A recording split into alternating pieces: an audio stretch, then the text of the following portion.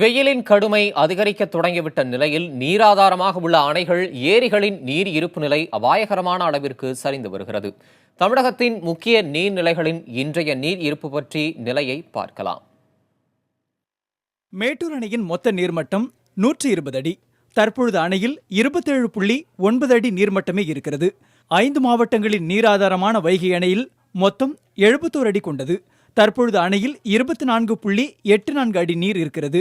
143 அடி கொண்ட பாபநாசம் அணையில் 48.25 அடியும், 118 அடி கொள்ளளவு கொண்ட மணிமுத்தாறில் 47.36 அடியும், 156 அடி கொண்ட சேர்வலாறு அணையில் 60.33 அடியும் நீர் இருக்கிறது.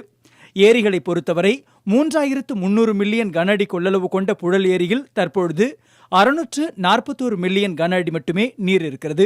881 மில்லியன் கன அடி கொண்ட சோழவரத்தில் இருப்பு 0.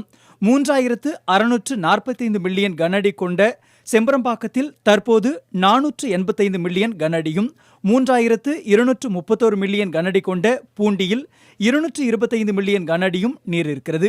23 அடி நீர் இருப்பு கொண்ட மதுராந்தகம் ஏரியில் 11 அடி நீர் இருக்கிறது. ஒட்டுமொத்தத்தில் மொத்த கொள்ளளவில் 10% அளவிற்கு மட்டுமே தண்ணீர் இருப்பு இருக்கிறது.